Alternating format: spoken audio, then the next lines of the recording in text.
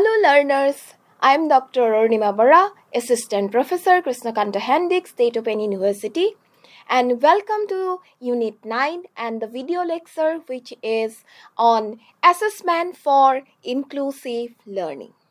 Already we have discussed a lot about inclusive education, inclusivity, and why it is very important according to NAP 2020. What is the significance of inclusive classroom? Everything we have already discussed. So, inclusive, while discussing in the inclusive education or inclusive learning, we are cannot leave the assessment part, which is very important part of inclusive education or inclusive learning. Inclusive learning is rooted in the principle that all learners, irrespective of their physical, cognitive, social, emotional, linguistic, cultural, or economic differences, have the right to equitable and meaningful educational opportunities. Inclusive education moves beyond mere physical integration of diverse learners into mainstream classrooms and focuses on ensuring participation, engagement, and achievement for every learner. In this context, assessment plays a crucial role. It is not only a mechanism to measure learning outcomes, but also a powerful tool to promote equity, guide instruction, and support diverse learners. Traditional assessment system, which is often emphasized, as we know, the standardized test, uniform benchmarks, and summative outcomes, tend to marginalize learners with disabilities, learning difficulties, language barriers, or sociocultural disadvantages. Such approaches may fail to recognize individual strength, learning styles, and progress over time. Therefore, assessment for inclusive learning calls for a paradigm shift from assessment of learning to assessment for and as learning. Assessment for inclusive learning emphasizes flexibility, responsiveness, fairness, and learner-centeredness. It seeks to accommodate learner diversity, remove barriers to demonstration of learning, and ensure that assessment practices do not become tools of exclusion.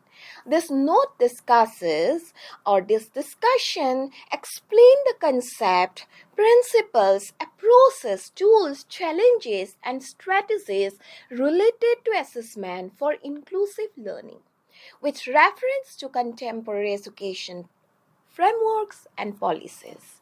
Now, concept of inclusive learning. Before going to assessment in inclusive learning, I again repeat about the concept. Inclusive learning, as we know, that refers to an educational approach where teaching, learning, and assessment are designed to meet the needs of learners, including those with disabilities, special educational needs, gifted learners, first-generation learners, linguistic minorities, and learners from marginalized communities. It is based on the philosophy of equity rather than equality, recognizing that different learners require different forms of support to achieve comparable learning outcomes. Inclusive learning environments are characterized by respect for learner diversity, as already discussed in another video discussion, high expectations for all learners, flexible curriculum and pedagogy, collaborative learning practices, supportive assessment systems. Assessment within inclusive learning is not an isolated activity but an integral component of the teaching learning process, which aimed at understanding how learners learn, how instruction can be adapted accordingly. Now, The meaning of assessment for inclusive learning, which is the main part of this discussion. Assessment for inclusive learning refers to the systematic process of gathering, interpreting, using evidence of learning in ways that support the learning needs of all students. It focuses on identifying learner strength, areas for improvement, and appropriate support mechanisms rather than merely labeling or ranking learners. Here, the key features include: first of all, assessment for inclusive learning is grounded in the recognition that learners differ in their abilities, backgrounds, learning styles, and pace of progress. Then, secondly, flexibility in assessment methods is therefore a cornerstone of inclusive practice. Instead of relying on a single mode testing, flexible assessment allows the use of projects, presentation, portfolios, oral examination, observations, and written tasks. This flexibility enables learners to demonstrate their understanding in ways that best suit their strength and reduces barriers faced by learners with disabilities, language difficulties, or taste anxiety. Closely related to this principle of multiple means of representation and expression, which draws from universal design for learning, inclusive assessment ensures that content is presented through varied formats such as text, visual audio, and practical demonstrations, and that learners can express learning through different modes. This approach acknowledges diverse cognitive and sensory needs and promotes equity by offering meaningful choices rather than enforcing uniformity. The next one, continuous and formative feedback, which plays a crucial role in inclusive learning. Ongoing feedback helps learners identify their strengths and areas for improvement while learning is still in progress. Formative feedback is constructive, timely, and specific, guiding learners towards improvement rather than merely judging performance. It also supports teachers in adjusting instructional strategies to meet learners' evolving needs. Another vital element is learner participation in assessment.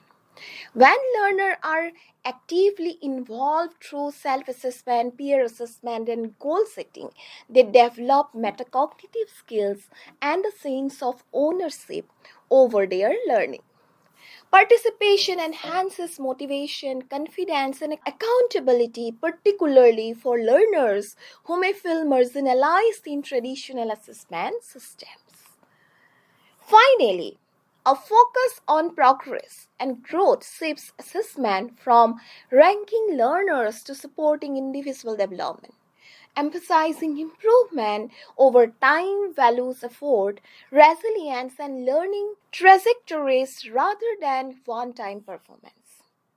Overall, assessment for inclusive learning aligns strongly with formative, diagnostic, and authentic assessment practices as these prioritize understanding, real life application, and continuous support. By minimizing over reliance on high stocks, summative examination, inclusive assessment fosters fairness, reduces stress, and creates a more supportive and learner-centered educational environment. The next point of this discussion is theoretical foundation of inclusive assessment, which we all know, because on the basis of some theories, some implementations are there. The first theory is constructivist theory. Constructivist theorists such as Piaget, Vygotsky emphasize that learning as an active, social, and contextual process. Assessment, therefore, should capture how learners construct knowledge rather than what they memorize. Inclusive assessment values dialogue, reflection, and scaffolding. Multiple intelligence theory. Howard Gardner's theory highlights diverse intelligence, linguistic, logical, spatial, musical, bodily, kinesthetic, interpersonal, intrapersonal, and naturalistic. Inclusive assessment recognizes these multiple ways of knowing and allows learners to demonstrate understanding through varied modes. The next is universal design for learning. UDL provides a strong foundation for inclusive assessment. It advocates multiple means of engagement, multiple means of representation, multiple means of action and expression. Assessment design using UDL principle minimizes barriers, maximizes accessibility for all learners. Then, principles of assessment for inclusive learning. Number 1, equity and fairness. Inclusive assessment ensures that no learner is disadvantaged due to disability, language background, gender, or socioeconomic status. Fairness does not imply uniformity but appropriate accommodations and modifications. Next point, flexibility. Assessment tasks should allow different ways of demonstrating learning, such as oral presentation, projects, portfolios, visual representation, or performances. Validity and reliability. Assessment must accurately measure intended learning outcomes while being consistent and dependable across contexts without cultural or linguistic bias.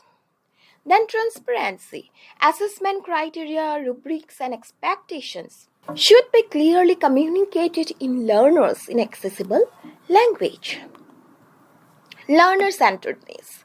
Learners should be active participants in assessment through self-assessment, peer assessment, and reflection, fostering autonomy and metacognitive skills.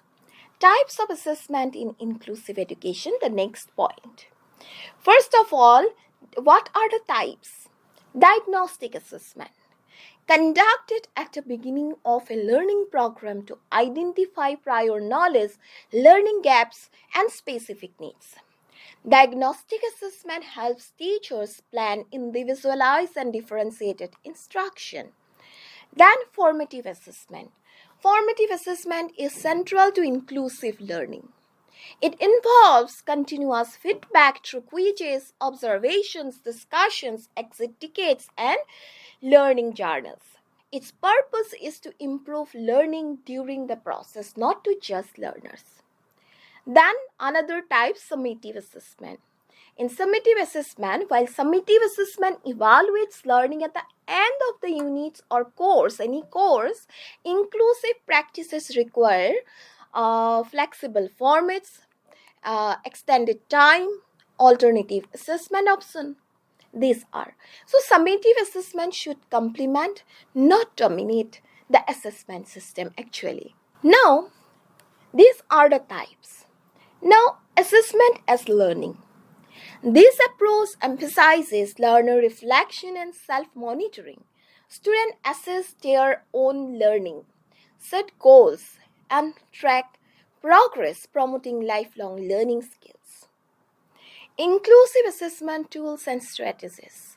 First one, portfolios. Portfolios document learners' progress over time through sample of work, reflection, and teachers' feedback. They are especially useful for learners with diverse abilities as they emphasize growth rather than comparison. Project and performance-based assessment. Projects allows learners to apply knowledge in real-life context.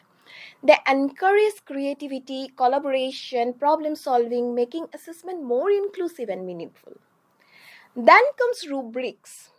Well-designed rubrics provide clear performance descriptors and reduce subjectivity. They help learners understand expectations and self-evaluate their work. Observation and anecdotal records. Teacher observation during classroom activities offer valuable insight into learners' engagement, social interaction, and skill development, particularly for young learners and learners with special needs. Then oral and visual assessments. For learners with writing difficulties or language barriers, oral presentation, interviews, diagrams, charts, and visual storytelling provide alternative means of expression. Assessment, accommodations, and modification. First of all, accommodation. Accommodation involves change in how assessment is conducted without um, altering learning outcomes, such as extra time, assistive technology, large print or braille materials, quiet testing environments. Then modification. Modification involves change in what is assessed, including simplified content or alternative learning goals for learners with significant disabilities. Both accommodations and modifications are essential for inclusive assessment and must be implemented thoughtfully to maintain learner dignity and self-esteem. So these are types and about assessment. Now, the most important part we should discuss here, that role of teachers. What are the role of teachers in inclusive assessment? Inclusive education is grounded in the belief that diversity among learners is natural and valuable, and that education system must be responsive to this diversity rather than expecting learners to conform to rigid norms. Within this framework, assessment occupies a central position as it directly influences teaching practices, learner motivation, academic outcomes, and educational equity. The given text highlights the pivotal role of teachers in ensuring that assessment supports inclusion and outlines key responsibilities such as designing flexible assessment tasks, identifying learner needs, providing feedback, collaborating with stakeholders, and reflecting on assessment practices to reduce bias. It also emphasizes the necessity of professional development in inclusive assessment literacy.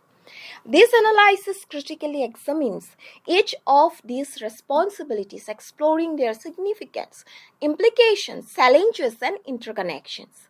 It argues that teachers are not merely implementers of assessment policies but active agents of inclusion, whose belief, competencies, and reflective practices determine whether assessment becomes a tool for empowerment of exclusion. Teachers as central agent in inclusive assessment. What is teachers as central agent? The statement that teachers play a pivotal role in inclusive assessment underscores their strategy's position at the intersection of curriculum, pedagogy, and learner diversity. While policies, curricula, and institutional framework provide direction, it is teachers who translate inclusive ideals into classroom realities. Their assessment decisions, what to assess, how to assess, and how to interpret a result, directly shape learners' educational experiences. In inclusive classrooms, teachers must navigate a wide range of learner differences, including disabilities, learning difficulties, language backgrounds, socioeconomic disparities, and varying levels of prior knowledge. Assessment, therefore, cannot be standardized or uniform. The teacher's role extends beyond measurement to diagnosis, facilitation, and advocacy, making assessment a continuous and ethical practice rather than a mechanical process. So, these are the teacher's role. Now, designing flexible assessment task. One of the most critical responsibilities highlighted in the text is designing flexible assessment tasks. Flexibility in assessment acknowledges that learners demonstrate understanding in diverse ways. Traditional assessment method, particularly written examinations with time constraints and rigid formats, often privilege certain learners while disadvantaging others. Flexible assessment tasks allow for multiple modes of expression like oral, written, visual, practical, varied level of scaffolding, choice in topics, formats, or processes, contextual and authentic demonstrations of learning. From an inclusive perspective, flexibility is not a concession but a pedagogical necessity. Learners with disabilities, for instance, may possess conceptual understanding but struggle with conventional written expressions. Similarly, learners from linguistically diverse backgrounds may understand content but face challenges in academic language use. Flexible tasks enable teachers to assess what learners know and can do, rather than how closely they conform to a single mode of assessment. However, designing flexible assessments requires high levels of professional judgment and planning.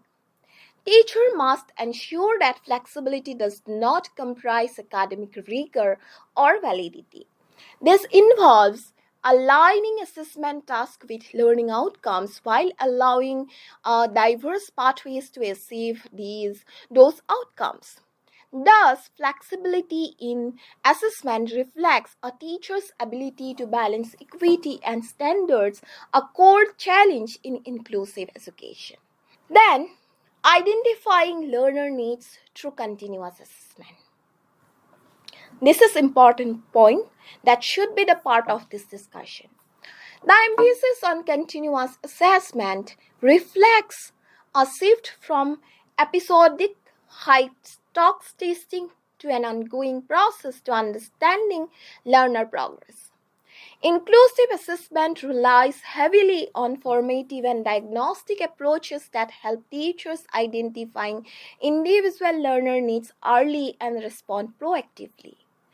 Through continuous assessment, teachers can detect learning difficulties and misconceptions, identify strength and interest, monitor emotional, behavioral, and social development, adjust instructional strategies in real time. This responsibility positions assessment as a feedback loop rather than an endpoint. In inclusive classrooms, learner needs are dynamic and may change over time due to personal, contextual, or developmental factors. Continuous assessment enables teachers to provide timely support, prevent failure, and promote learner confidence. However, continuous assessment demands systematic observation, documentation, and interpretation, which can be challenging in large or resource constrained classrooms. Teachers must develop skills in using varied assessment tools such as checklists, anecdotal records, learning journals, and informal questioning. The effectiveness of continuous assessment thus depends on teachers' assessment literacy and their ability to integrate assessment seamlessly into daily teaching. Providing constructive and timely feedback. Feedback is a cornerstone of inclusive assessment, and the text rightly emphasizes the responsibility of teachers to provide constructive and timely feedback. Feedback serves as a bridge between assessment and learning, helping learners understand their progress and guiding them towards improvement. In inclusive context, effective feedback must be specific rather than general, focused on progress and effort, development rather than judgmental, accessible and understandable to all learners. Constructive feedback recognizes learners' strength while addressing areas for growth, thereby supporting self esteem and motivation. For learners who have experienced repeated academic failure or marginalization, feedback plays a crucial role in rebuilding confidence and fostering a growth mindset. Timeliness is equally important. Delayed feedback loses its instructional value and may reinforce negative perceptions of ability. Inclusive assessment requires teachers to respond promptly so that learners can act on feedback while the learning context is still relevant. Nevertheless, providing individualized feedback to diverse learners can be time intensive and emotionally demanding. Teachers must balance workload pressure with the ethical obligations to support each learner meaningfully. This challenge highlights the need for institutional support, manageable class sizes, and collaborative assessment practices. Now, another important point, collaboration with special educators, parents, and support staff. This discussion emphasizes on collaboration reflects an understanding that inclusive assessment is not the sole responsibility of individual teachers. Learners with diverse needs often require coordinated support involving special educators, counselors, therapists, parents, and administrators.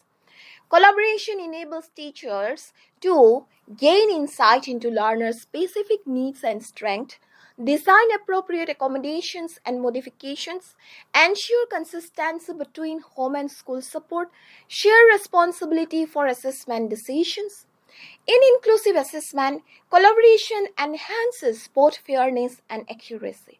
Special educators contribute expertise in differentiated assessment and assistive technologies, while parents provide valuable contextual information about learners' experiences and challenges outside school. However, collaboration also presents challenges including communication barriers, role ambiguity, and time constraints. Effective collaboration requires institutional structures, mutual respect, and shared commitment to inclusion. Teachers must develop interpersonal and professional skills to engage constructively with multiple stakeholders. The reflective on assessment practices to reduce bias. Reflection is a critical yet often overlooked aspect of inclusive assessment. The text highlight this discussion highlight the need for teachers to reflect on assessment practices to reduce bias, recognizing that assessment is never entirely neutral. Bias in assessment may arise from cultural assumptions embedded in test content, language complexity unrelated to learning outcomes, stereotypes about ability or behavior, subjective interpretation of performance. Reflective practice enables teachers to question their assumptions, analyze assessment outcomes, and identify patterns of exclusion or inequity. Through reflection, teachers can recognize whether certain learners are consistently disadvantaged and explore alternative approaches. This responsibility underscores the ethical dimension of assessment. Inclusive assessment requires teachers to act as critical practitioners, continuously examining whether their practices align with principles of equity and justice. Reflection transforms assessment from a technical activity into a moral and professional endeavor. The another point here to be discussed is importance of professional development in inclusive assessment literacy. The concluding statement emphasizes that professional development in inclusive assessment literacy is essential. This assertion recognizes that inclusive assessment is a complex competency that cannot be assumed or acquired informally. Assessment literacy for inclusion includes understanding learner diversity and special educational needs, knowledge of flexible and alternative assessment strategies, skill in interpreting assessment data responsibly, awareness of legal and policy frameworks, capacity for reflective and ethical decision making. Without adequate professional development, teachers may unintentionally perpetuate exclusion through well-intentioned but inappropriate assessment practices. Continuous training empowers teachers to adapt to evolving learner needs, technological advancement, and policy reforms such as competency-based and holistic assessment models. Professional development also fosters confidence and professional agency, enabling teachers to innovate rather than merely comply with assessment mandates. Thus, investment in assessment literacy is fundamental to success of inclusive education. The given discussion provides a concise yet powerful outline of teachers' responsibilities in supporting inclusive assessment. A deeper analysis reveals that each responsibility, flexibility, continuous assessment, assessment, feedback, collaboration, reflection, and professional development is interconnected and mutually reinforcing. Together, they position teachers as key drivers of equity and inclusion within assessment systems. Inclusive assessment is not an additional task but a transformative approach that reshapes how learning is understood, supported, and valued. Teachers who are equipped with inclusive assessment literacy can create an environment where diversity is recognized as strength, and assessment serve as a means of empowerment rather than exclusion. Ultimately, the effectiveness of inclusive education depends not only on policy frameworks but on teachers' commitment, competency, and reflective practices in assessment. Now, another point I'd like to briefly explain the role of technology in inclusive assessment. Digital tools enhance inclusive assessment by offering adaptive testing platforms, screen readers, and speech of text tool, online quizzes with instant feedback, multimedia assessment formats. So, technology supports accessibility, personalization, and engagement, especially for learners with disabilities and those in distance or blended learning environment. Now, policy perspective on inclusive assessment. UNESCO Education for All, the Sustainable Development Goal 4 advocates equitable and inclusive education. NEP 2020 already I have explained emphasizes competency-based assessment, reduction of rote learning, and holistic learner development. Right of Person with Disabilities Act 2016 also mandates appropriate accommodation in assessment. These policies reinforce the need for assessment systems that value diversity and learner potential.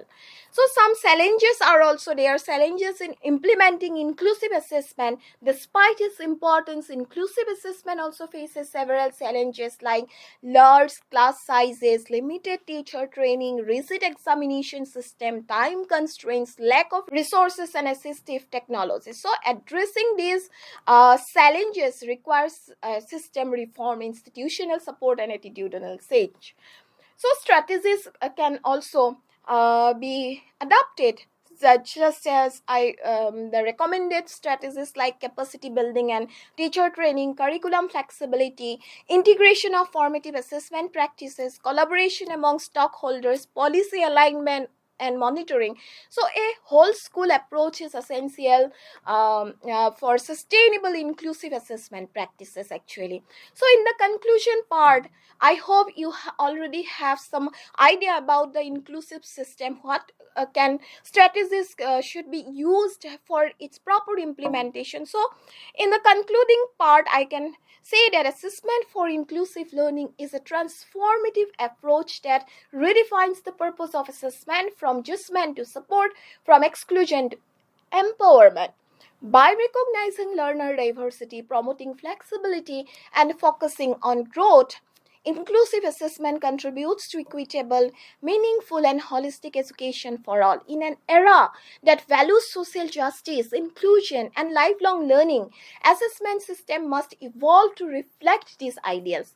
Effective implementation of inclusive assessment not only enhances academic outcomes but also fosters dignity, confidence, and participation among all the learners.